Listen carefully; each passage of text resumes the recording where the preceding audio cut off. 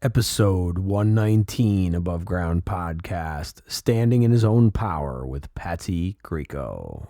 Disclaimer. The hosts of this podcast, Timothy Patrick and Will Foley, are by no means medical professionals. However, having lived experience with mental illness themselves, they have gained useful perspectives on common mental health issues that some of us struggle to overcome on a daily basis. By sharing their stories, they hope to create connection. By creating connection, they hope to help you find your purpose. And through purpose, we can all begin to build the foundation for positive mental health. This is Above Ground Podcast. Are you ready to lace up your boots, throw up your horns, and jump into the pit? Then let's stomp the stigmas of mental illness. It's time for Above Ground Podcast. Now, Will Foley and Timothy Patrick. Hey, what is up, everyone? Welcome to episode 119 of Above Ground Podcast, because you can't serve below, which we're going to get to in a moment. I just wanted to mention that next Sunday, September 26th in Saratoga, New York, in Saratoga Spa State Park, if you're here in the 518, is the 2021 Out of the Darkness Walk for R.I.T.A. to benefit the Capital Region chapter of the American Foundation for Suicide Prevention. Tim and I will be there both. Tim will be manning a table for Above Ground Podcast, and I will be fulfilling my volunteer duties as I do every year for AFSP. Also, Tim and I are part of Patrick Shamrocks, which is the team that is put together for our close friend Patrick Brereton, who died by suicide a couple of years ago. I'm going to put the link to the page to donate in the show notes. If you feel so inclined to throw a couple bucks, please do. And you can also mention that you heard it here on Above Ground Podcast. We are continuing this week with the next one of our interviews for September of Suicide Prevention and Awareness Month. As we've talked about before, suicide prevention is something that we take very seriously here at Above Ground Podcast, as well as post-vention. However, suicide prevention is a 365, 24/7 thing for those of us involved in the mental health advocacy part and in the profession themselves. And this week's episode is a tearjerker, and it's also a episode of hope. Because if you can overcome these events in your life and thrive and still find a way to get up in the morning, then you've got something. And Patsy Grieco from Fastlane Tattoo is that, embodies that heart and soul, man. His story will make you cry, so grab a Kleenex.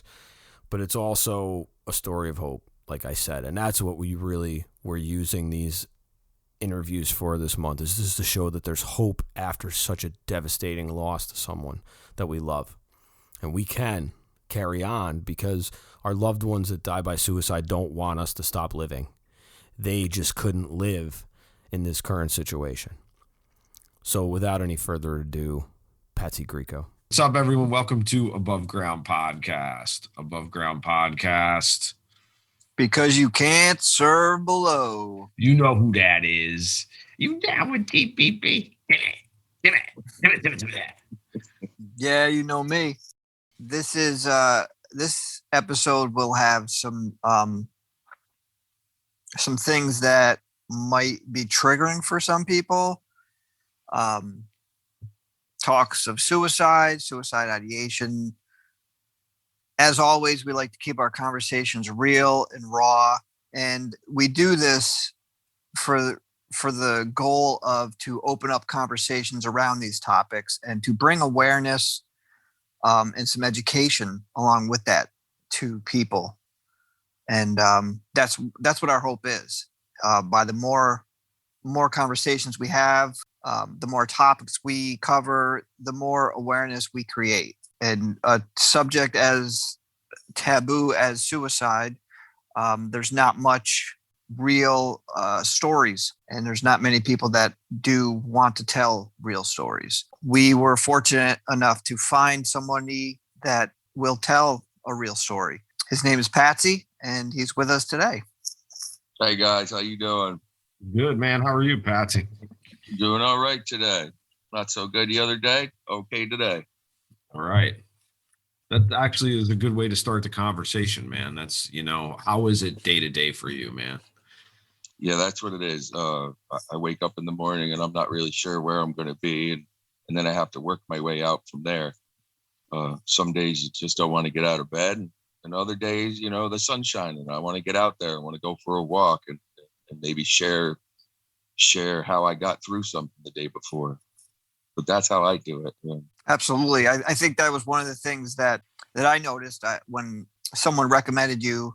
Well, we were talking about tattoos, and you're a tattoo artist. You own your own shop. But the subject of mental health and suicide came up, and I had checked out one of your videos, and I was like, wow, this guy's real. He puts it out there, and I think we should hook up with him and get some of this information out to more ears that could possibly help. Yeah, I really appreciate that. That it should be talked about, and I think it's kept quiet a lot of the times. Absolutely. Because you had said that making videos and kind of talking about it, that is something that helps you at the same time. Yeah, so if you want, I can get right into the first day and how I kind of got into this video, and sure. Then I'll do that. I'll start at day one of her suicide, and I'll kind of give you like a brief of how I got into it. So I'm lying on the floor. I have no idea what my next step is. I believe that I'm gonna die of a broken heart, and I'm kind of a nerd. So my thing is, I want to know how to fix this. And I go on the internet and I'm looking, and I'm like, how do you fix grief? How do you get over grief? How do you get past grief? What is grief? And I pop across this dude on YouTube, and his hat is crooked and his collar's up on one side. And you could just tell this man is a mess. And he's talking about that his wife passed away. And he says, it's been 30 days. And the reason I know it's 30 days is because I have to turn her car in today. And what I took from seeing this broken man on the YouTube was, he's alive and breathing. He's not only alive and breathing, he's helping somebody else. He's helping me right now.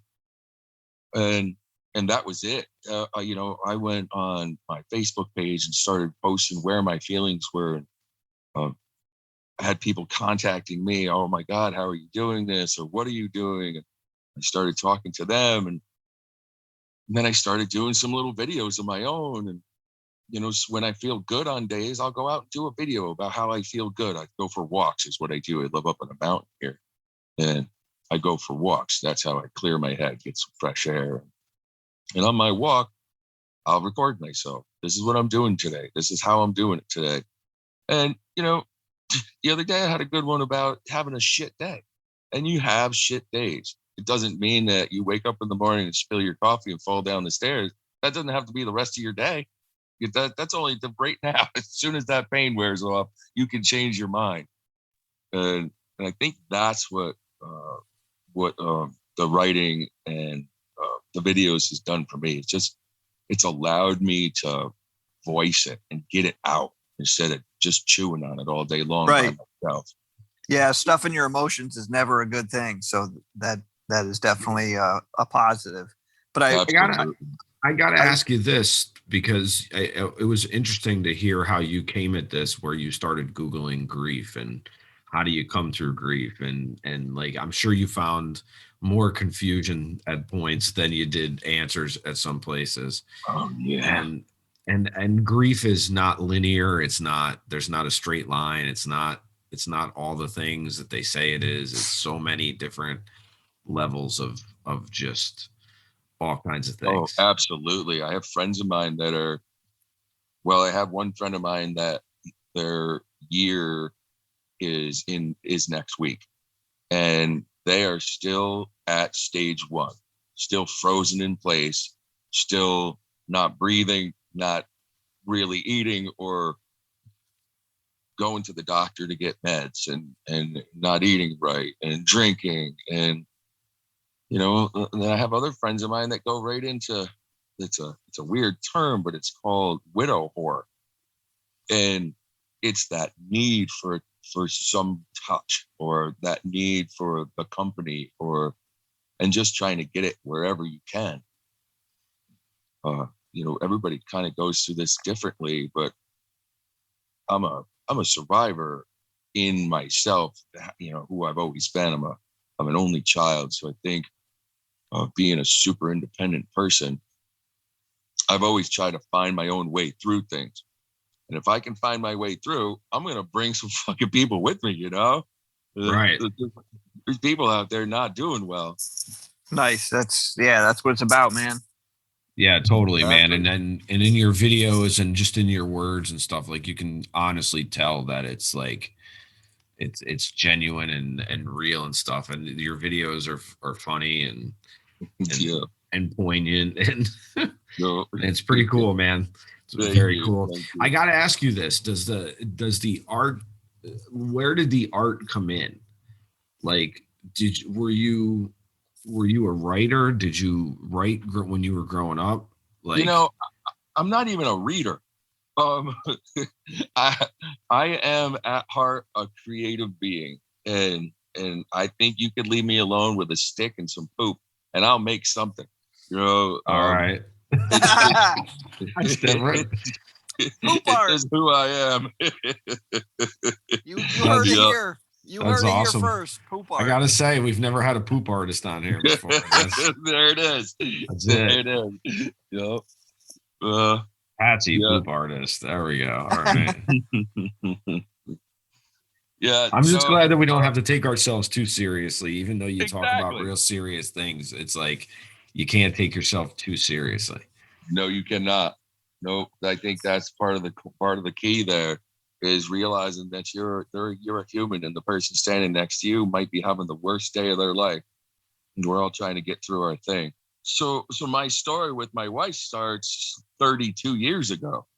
Her and I met as teenagers and just fell in love, best friends, just as a fairy tale life, really.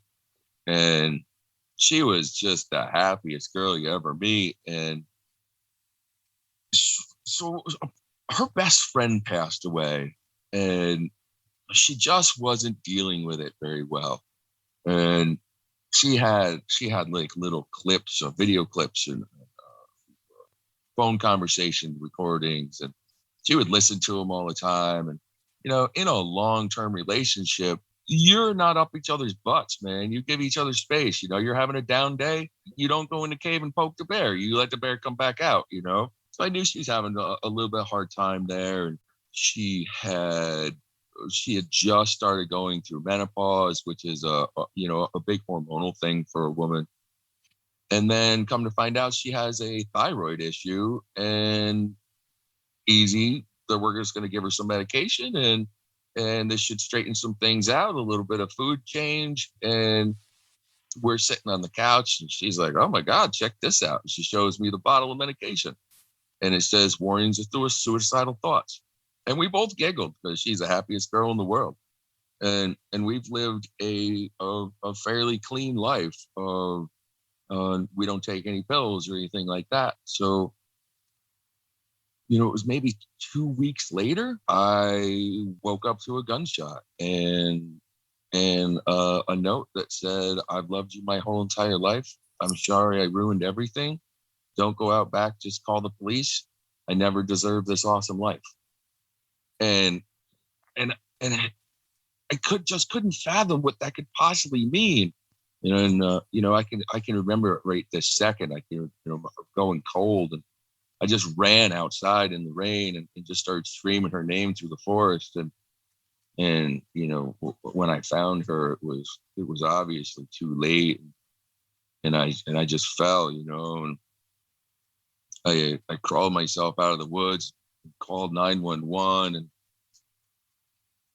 and then, you know, the scariest thing happens at a point like that when you have no idea what's going to happen or what has happened, or even if you're awake and you start getting questioned about your motives from the police. And of course, it's their job to figure out what's going on. And I didn't even realize for a minute that they were questioning me, like, you know, about infidelities and did we have a fight? And I'm like, oh my God, no, not me, no, you know. And I just didn't know. I thought I was gonna, you know, I thought maybe I was going to jail that day, and hear from the worst news in my entire life to it's changed around to maybe I had something to do with it. And in that time, one of the troopers that was here opened Heather's laptop and found out that she had visited 3 suicide hotlines in the last day, but never checked in, never hit go. So she tried to deal with it on her own, this emotion that she had no idea what was going on, you know? Wow. Yeah, it's such a shock. And I've talked to a lot of people since then with those warning of suicidal thought. I was talking to a woman, and she said she put her kids to bed. She sat down on the couch and she started making an outline of how she was going to kill herself, that it wouldn't, you know, would least affect her children. And was like, what the hell am I doing? And kind of snapped herself out of it and realized that it was a medication, and she was already in full swing before she realized that she was doing that. So if you take somebody like my wife that was just in that perfect storm, it would just, you know, I think it was just too much for her, and she didn't talk about it. She was a helper, you know, she didn't ask for help. She was just always there. So you had made a comment about it was like 2 weeks around that time period. Yeah, I believe it was about 2 weeks since when she started taking the medication. Wow. And she had said to me a couple of times, it was during tax season, and she was doing a course to learn how to do taxes for a tattoo shop so that she could teach all the other shop owners how to do their taxes the right way. And she was pretty underwater with that. And I walked out of my office and I could see her going through her books, and she was just rapid fire, flipping pages. She looked like she was insane. And I'm like, baby, what are you doing? Take a second, take a breath. And she's like, I can't, I got to get this done. And I'm like, no, stand up and take a breath.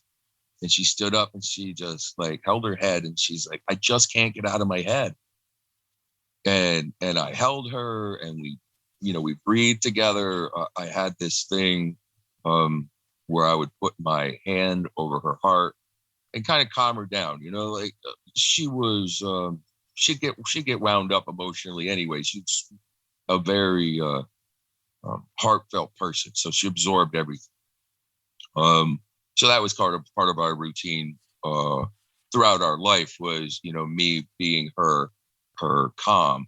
So I held her and we breathed together, and you know, she said she was okay. And then that happened another time at home. We were watching TV, and this was the day before actually.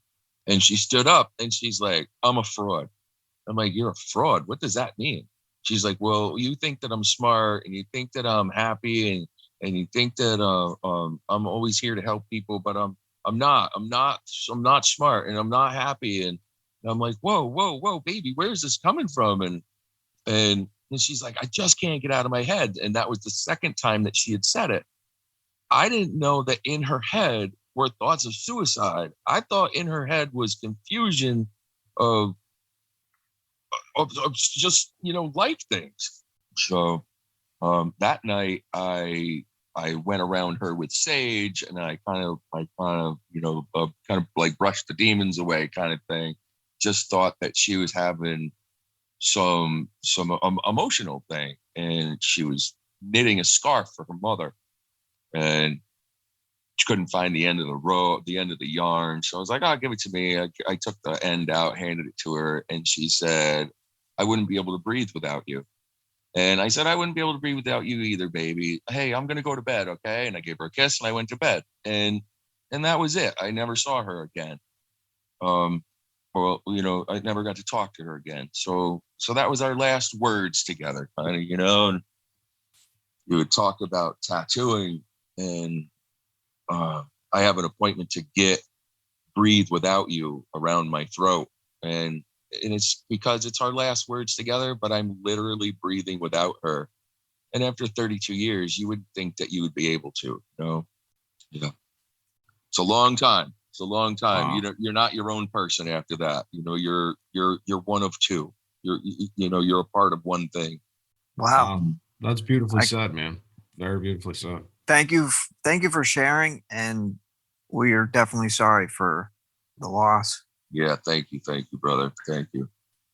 I just want to say something really quick, because it's funny that part of the story came and just hit me, because this morning I saw somebody post a meme that said, "The strongest people make time to help others even when they're struggling with their own personal demon." And I looked at that picture and I read it and I said, "No, that's a bad message." And your story just pretty much confirmed my opinions on that meme. Like, you know what I mean? Like, somebody's a helper and they're going to push themselves. That's not what it's about. You can't give everything of yourself to help somebody. That's not strength, man. Strength is being able to keep that and saying, "Hey, you know what? I'm struggling." Yep. You're exactly right. I mean, it's just not to veer too far from your story, but it was just a bad message that I got from it. And then hearing that, it just kind of validated it for me. And it sounds like she was a helper. She didn't. Absolutely was. And that was her. I think that she did that. I think she gave more than she had to give, instead of paying attention to herself. People often do trying to help.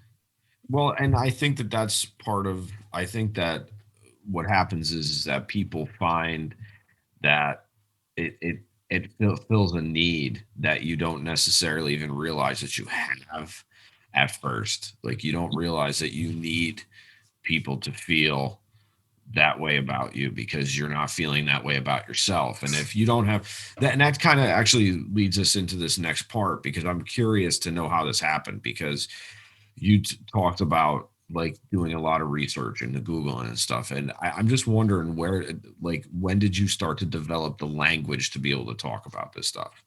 Like, is obviously we don't talk about our emotions. We're not told, we're not taught about emotions in school. We're not taught about, any of this stuff. So how did you come to this studying? Because obviously you had to have learned a lot of the language around a lot of this stuff. I truly believe it's 20 years in the tattoo business. Tattoo is about life and death. And I'm a talker. I ask people their questions, and I want to share life with them. And I think that you have a great opportunity as a tattoo artist to get some real intimate knowledge of the human animal. And I think through that, I have a pretty firm grasp. Like I said, my wife was a helper. So in turn, that was a two-person thing. Her and I would sit at night and she'd say, "Okay, I had a friend reach out to me and this is going on." And we would have a back and forth about, how to say things to people to motivate them to change their own mind and not say, "This is what you have to do," but more give information. This is what I'm doing. I say that in a lot of my talks. I'm not here to save people. I'm here to tell you how I do it. And if it works for you, that's great. And if it doesn't work for you, at least you're trying shit. I had a woman reach out to me the other day and we're talking, and she was just so rage. And I felt like I just couldn't reach through her rage, that she maybe just wanted a a screaming board, and that's okay too. And I made a post about, you're not here to save everybody. You're here to save yourself and try to help whoever you can. And 2 days later, she reaches out to me and says, "Oh my God, thank you so much for listening to me the other day. It did so much good." And here I feel defeated because I didn't help somebody that I wanted to. And in reality, they felt like they got the best help that they could possibly get because I wasn't forcing them, saying, "You got to do this. You got to do this. You got to do this." I'm just, I'm being me, and this is how I'm doing it. Like it. Yeah, that's what we try to do that here on this show too, man. That's what this is all about. That's where this started from. That's where this is going. That's why we bring people like yourself on. Yeah, this is a beautiful, beautiful thing that you're doing. Opening people's eyes and get people to listen to the reality of what's going on, and then like myself talking to somebody that's on the other side of it, like the kind of worst case scenario. There's a lot of men that can't even talk to me because they can't, they start visualizing it. What would I do if my wife, if my wife died, or I have so many friends of mine that I'll talk to them and I can just see their eyes welling up, and it's not for me. It is for me, but it's the reality kind of sets in that this could actually happen. Like, Heather and I were known as the happiest couple in the world. Like, we used to say we were gay for each other all the time, like we're still childhood sweethearts, holding hands, and we spend every waking moment together. So for me to not know was part of the problem for me getting, trying to get over this or get through this, is the not knowing. I'm constantly, I pick up things and I look at them. Is there maybe a piece of paper in this book? I've gone through so many book pages trying to find some freaking clue, but there's nothing.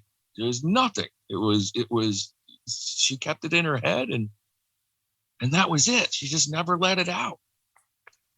That's the hardest part for me is still, I'm 2 years in and I'm cleaning out the attic and the garage the other day. I'm going through boxes and I'm seeing love letters from us when we're, 15, 16, 17 years old. And in there, I'm kind of scouring each word. Was there some kind of word? Was there a glint in one picture that I could see? And, you become this insane detective. And then, at the end of the day, I just smashed that fucking box to smithereens and threw it out because I had to get it out somehow, and yeah, wow.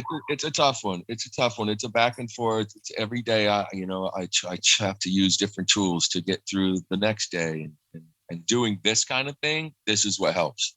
This right here.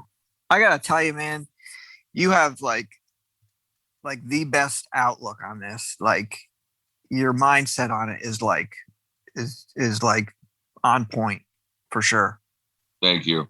No, I feel like a lot of people dive down that hole of why or what, kind of like you said, the way you were looking for, but you don't seem to let it strangle you. You know what I mean? Exactly. You do it but you do it with like you have a life jacket on, like, you know what I mean? It's exactly. Yes. It's good for you, man. Really good for you. Were you real quick? Were you always, even before, like you had mentioned, like, like you would hug her and you'd put your hand on her heart and, with the sage and stuff. Did you always have that kind of, like, you're a healer in a way? You know what I mean? Like, did you always have that? I always have, but there's a little bit of a fight there that comes with being a man and having real live emotions and sharing them with your friends. So I think, yeah, I can imagine that could be a detriment in certain circles. Yeah, I come from an age where, men don't cry, manly men, that's where I came from, manly men. And you know what? We get all these emotions. Everybody gets them, men, women, everybody. So why can't we use them? Why can't we have them? Why can't we look at them? And I grew up that, that hard ass guy, but not to her. To her, I was always soft and always open and always, she brought that out in me. She showed me that it was okay to cry or to be happy or to be sad or, so when she passed away, one of the things I got on was this, he goes by Sadhguru. And yeah, we know Assad. Yeah. and the things that he said were just so literal. Like they just made sense to me in the moment. Like his wife had died, and that's how I found him. And his thing was kind of Sadhguru's wife died? Yeah. Oh, I did not know that. Yep. And that's how I found him. And he was doing a talk about it. Okay. And he was just so literal about it, about the selfishness of grief. And I was like, wow, what a way to look at it. And, I touched on it a little bit before. I say this all the time. I'm kind of a nerd because I believe that I truly believe that we're in control of our mind if we believe that we're in control of it. So that at this point, yesterday was one of those days. Now in my Facebook, I'm getting a recurring posts of things that I posted, the first year, the first month, and it crushes me, and I lose my fucking mind, and I cry my eyes out, and I look at the clock, and I give myself some time. But I think looking at the clock is the recognition that I am going to move forward today, and I'm not going to just go down in there and stay there today. Wow, dude. Wow. That's man. Now that's man enough. I was just about to say the same thing. Well, that's some balls right there. That is some fucking pure strength right there. That is raw, real strength. It's a tough one, but I know that the sun's going to come up again today, and I'm going to have to go throughout the rest of my day. In the beginning, I would just lose it, and there'd be no control. Like, there was days that I would go out in the forest and I would lay in the ground where I found her and just hope that I would die there. And I didn't. I had to pee or I had to eat, and I got up. That's awesome. That's life. That's life making a joke out of something that's horrendous. Exactly. That's the reality of it. That's the yin and yang of it all, man. I'm gonna lay here and die, and then I'm like, I gotta pee. But it's a constant struggle. It's a constant fight, or it's not fight. It's a constant trying to have an outlook. It's I use fight because it's an easy term, but I'm not fighting it. You can't fight things. You can find another way around, but you just can't fight it because that's all you'll do. Well, it's like Bruce Lee said, man. Be like water. Water finds wherever the least amount of resistance is to get going. So you gotta flow. You gotta learn how to flow with it. Even though I think a lot of people have a problem surfing with grief, and grief is definitely like, what Mavericks or whatever of surfing. It's like grief is one of those difficult things to manage, and it just drags behind you. Like it's constantly, there's a weight, that you carry around, and you get to decide what you're going to do with that. If you're going to just let it take you under, or if you're going to move, You mentioned a few minutes ago that you like tools and you're all about tools. Can you share what is a tool? Like, what is one of your favorite tools to use? The first and foremost one was that looking at the clock, that is recognition that there's something outside of what you're trapped in right now. Another thing would be, say I'm writing a book about my survival of her suicide, and it got to be where it was just too much. I find myself just staring at the pages and trying to feed myself those first days so I could get the emotion into the writing. And I'm like, okay, I got to take a break. So what I do, I went out for a walk. That was one of my tools, one of my things that I did. I went out and got got some air in me. So what I did is I changed my gears. I went into writing something about, about my history of tattoo and the cool people that I met and the fun stories, and it kind of rinses out that pain in your gut. Breathing. I do a lot of breathing exercises, and what really helps is talking to other people, like this kind of thing. Like just before we started, of course, my throat was choked up. I had that pit in my stomach, and all the nervousness that comes with it, but the bringing up of the emotions. But as soon as I start talking about it, and you get some feedback, like you saying that's strong, like that right there, you allow that in. That's the tool, and you don't hold it at bay saying, well, I'm not worthy of it, or not right now, or you have to allow yourself to grieve, and you have to allow yourself to be happy. So odd one that I learned from a veterinarian, it's okay to feel okay. And that was over a loss of a dog, and you feel bad because you're having a good day today. You feel bad because you're having fun with somebody, or you're laughing, and you're not being sad for the person that passed away. But you got to tell yourself that's okay. It's okay to feel good today. It's okay to feel like shit tomorrow. But it's not okay to just shut off and curl up and not be a member of society. So I guess in a roundabout way, that was a couple of things that I do.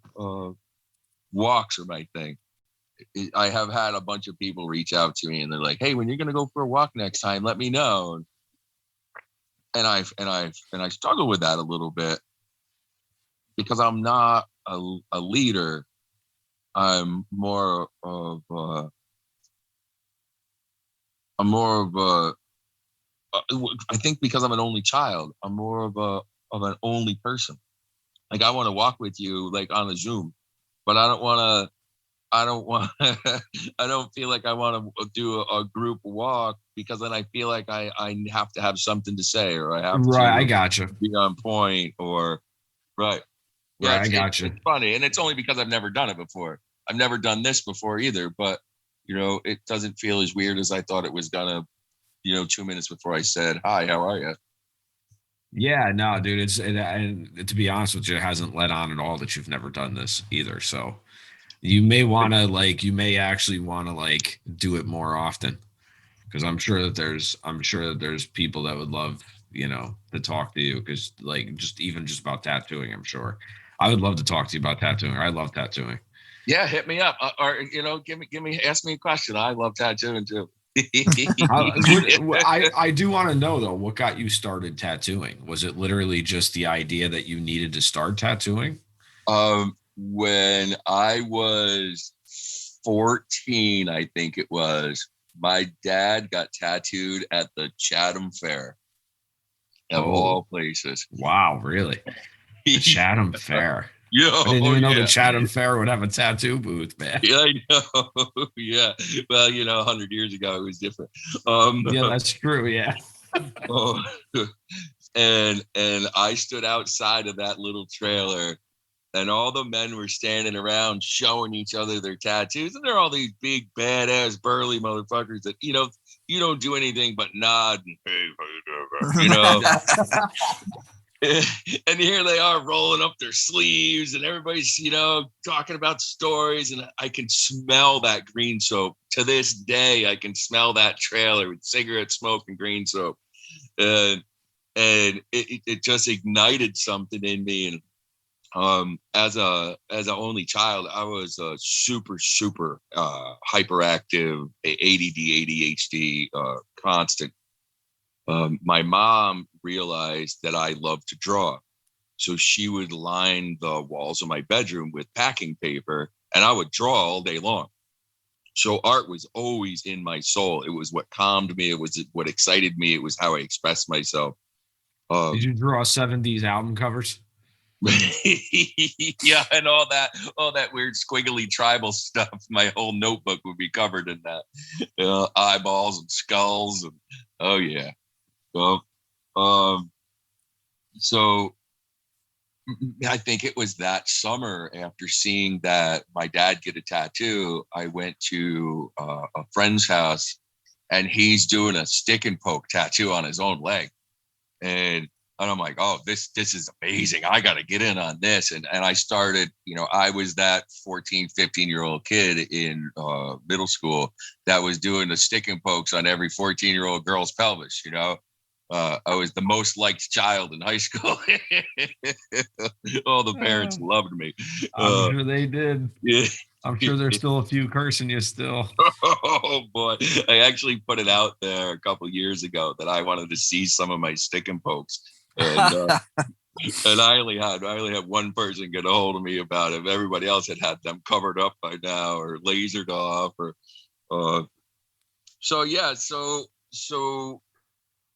I did what most people do, and I just went to work. I kind of put my art to the side, and I started welding, and got trained as a welder, and I did that for about a dozen years, and bumped into a friend of mine that was tattooing out of his house, and I told my wife, I'm like, Heather, I want a tattoo. I think this is my thing. I think that I could be good at it. She's like, oh, I think you could be good at it too. And so supportive. She always supported 100% of whatever I wanted to do. And she had a good job. She was working for GE at the time. And I had I was really friendly with the people that I worked with, and they allowed me to do a 4-day week so that I could do my apprenticeship as a tattoo. And I knew that the guy that I was posing this to wasn't really I couldn't give him a bunch of money and hope that at the end of my apprenticeship I would have a place to work. So I posed it to him that if I built a tattoo shop around us, would he train me how to tattoo? It would be his tattoo shop, but in 5 years we could do some sort of a partnership. And by 5 years, I'm, as you can tell by going through the suicide thing, I get on a direction and I'm going for it. So within 5 years, I'm booked solid. I got a whole bunch of clientele, and he was still kind of floundering around doing tattoos a couple days a week, maybe not showing up for appointments, and this still in that tattoo world of sex, drugs, and rock and roll, and I had taken it on as a career, and I posed it to him. I threw a number at him. I knew he had this magic number, and I threw a magic number at him. And he was like, you know what? You do more for this company than I will ever do. He goes, I'd rather see it in your hands and see what you can create from this. And that was it. I owned Fastlane Tattoo, and I went balls out. I trained a couple of people. I hired a couple of people, and here we are 20 years later.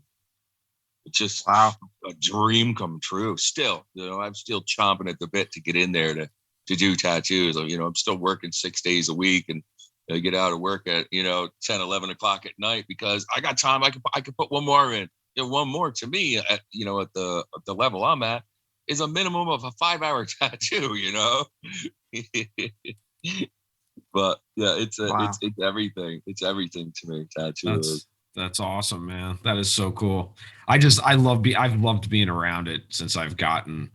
It took me a long time to get my first one. Like I waited until I was like 21. Mm-hmm. I think I'd actually. Well, the first one came in like 94, so I was like I think I was like 22 or 23. Like it took me that long to figure out the first thing I was going to get tattooed was going to be, and then it kind of went crazy after that for a short amount of time and stuff. Yeah. But I just love being around it and stuff, man. Yeah. Dude, we appreciate you being on the show. It's been awesome talking to you. So you always finish up the let me hold on before you do that. I got a couple questions actually for him. Cool. All right. Patsy, going back to the original topic, in your opinion, just because you've kind of immersed yourself in this. Do you think, and just again, this is your opinion, do you think people should focus more on prevention or a postvention for suicide? Boy, I feel like they both have so much weight. Yeah. Prevention for sure. Me coming out and talking about suicide, like I'm really open about how shitty this is and how fucked up this is to do to somebody. And this isn't how you leave your loved ones, and no one is better off. And I try to rip people's eyelids off and show them what they're going to leave behind for the people that they think that they're helping by getting out of the way. So my thing is prevention. Absolutely. It is, you don't feel good today, you're in a bad way, go get some help. Don't fuck up everyone you love. So I guess prevention is the first, but to be able to have somebody to talk to afterwards, that the loneliness that you're left with, there's something about laying with somebody at night every night for 32 years and then going to a dark, cold bedroom alone. There needs to be people out there that are talking and that are sharing their survival and not just how they're wallowing in it. So I think first and foremost prevention, but I don't think that there's a lot of after for people. I think people kind of just try to find their own way, and what you get is, well, everyone grieves at their own pace. Yeah, I agree with that, but there's other people grieving, and we should be able to share that. Okay, so that's where I'm at. I think prevention first and foremost, but we need to talk about it afterwards for sure. Yeah, I agree. There's weight, like you said, there's weight to both. I had a lot of people reach out to me afterwards that it's really scary how many people are right on the edge of life and death. A lot of people reach out to me and were like, hey, thank you so much for letting me know, because I totally had myself convinced that I was just going to get out of the way, or I had a woman reach out to me and said, Patsy, I love you and thank you so much for doing all that you've done. Today's my day, and I've set that, and I want you to know that I love you and thank you for trying. But unfortunately, it was too late for me, and that was the end of the message.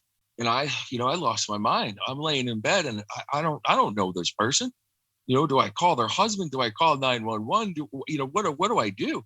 And in that, I realized that I'm not here to save everybody. I can't own her on her unhappiness, and I can't. Yeah, that's a lot. That's good for you for recognizing that, because it's not really for someone in that position. And I don't know her, and I'm not, pointing fingers, but for someone to put that burden on someone, especially that they don't know, that's not a positive way to go about it, because they're putting it on you, and they should be calling the 911 or some suicide hotline or something. Well, though, it kind of goes back to the argument though about you can't save everyone, because you can't save everyone. So maybe the thing is that maybe she wasn't really trying to not take responsibility, but she didn't want it. She wanted to tell someone, so it might have actually been easier for her to tell a complete stranger that has no way of getting to her, rather than saying it to somebody who could actually change the game. That confiding in a complete stranger is huge. Yeah. Right. And I just think maybe it just points to the fact that she was resigned to this. And again, and we've said this on the podcast, and it's hard because I kind of come from that prevention background, but unfortunately you can't save everyone. And there are people that we're going to lose that we may not have lost if it was not for one particular thing that happened, or a particular it could be one word. Somebody's listening to your podcast right now and hears one interaction between the three of us, and it just opens their eyes, and they're like, says, okay, wait a second, no, this maybe isn't take the a way step out. back and reevaluate what I've told myself so many times. Well, and actually we found this out through the American Foundation for Suicide Prevention. Has been studying this now for so long that they've actually found that one of the biggest things that you can do for someone is to provide like a kill switch in a way of time where you can. That's why they're asking point blank if you are thinking of hurting yourself is actually the best way to come at somebody, that you have a thought of that, because it actually puts them off guard and it actually sets them at ease in a way that maybe somebody doesn't necessarily understand, as somebody has been there and seen it. I think that you can make up a whole bunch of things in your head, but until you could tell yourself anything and eventually you will believe it. Sure. But if somebody asks you point blank, are you thinking about hurting yourself? You kind of reevaluate for a second. Oh, well, maybe I'm not, or maybe I think I want to, but at least you get the thought process going. This is a great thing that you're doing. Well, thank you. Awesome. I mean, we couldn't do it without people like you that are, doing your part and sharing your story. And like you said, in hopes that someone would hear this and reevaluate, reassess their situation and say, or just even find some comfort in it. Like, this guy went through this and he's a goddamn warrior. He's like, doesn't carry anger with him, and he's open about his story, and he's willing to sit and help people. Dude, I mean, that's huge. Thank you for the invitation. Oh, you're very welcome, man. You're very welcome anytime. Like, and we are, so sorry that such a tragedy is, had to take place to get you to this, but you're making the best use out of what you've learned, and we appreciate that. Yep, I'm just so grateful to still have this life. It's such a gift. Well, don't lose that mindset, man. Take care of yourself. Hey, thank you, brother. Yeah, Serious. Absolutely. Take care of yourself, man. So we always finish the episode up with 3 questions, 2 semi-serious, 1 not so serious. But I'll let Tim ask the first one. Do you have a favorite or least favorite word? It's a statement, and it is standing in my own power. And oddly enough, I can talk about all the suicide and all the loss. And when I say I'm standing in my own power, it almost floors me. It makes me all choked up. It's just so powerful to know that I'm surviving this thing. And it's sad to know that I'm surviving this thing. So standing in my own power is my own way of giving myself that gratitude. It's very freeing. Yeah, it is. That sounds very freeing. Yeah. Is there something that you don't like to say, or a word that you don't like to use? And this follows from just about everything. Hate. I try not to use hate and fight. And I say them all the time. I hate that I'm going through this, but I'm trying to fight this, and I'm not. It's not hate, and it's not fight. It's working through it, and it's finding another path, or it's trying to see things in a different way. So hate and fight. Yeah. Beautiful, man. Beautiful. That's very cool, man.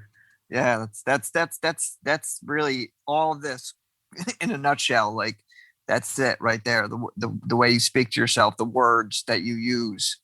All right. So the next question is cat, dog, or other? Cat. He's a cat, man. Mm-hmm. Yep. They pretty much take care of themselves. Yeah, that's what I like about cats. Dogs don't believe that they could live without you, and cats don't give a shit about you. That's right. That's kind of a good metaphor for life, actually. Because life doesn't give a shit about you either. It's all about what you put into it that gets you to the next 100%. Yep.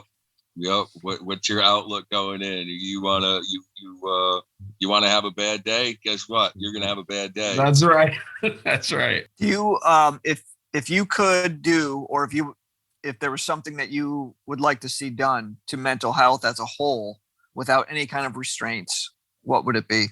I think just more openness, that we're all a little fucked up inside, and that you're not alone in your being a little mentally screwed up, that we all are fighting our own fight. We're all living our own life, and we're all trying to get through this in our own way.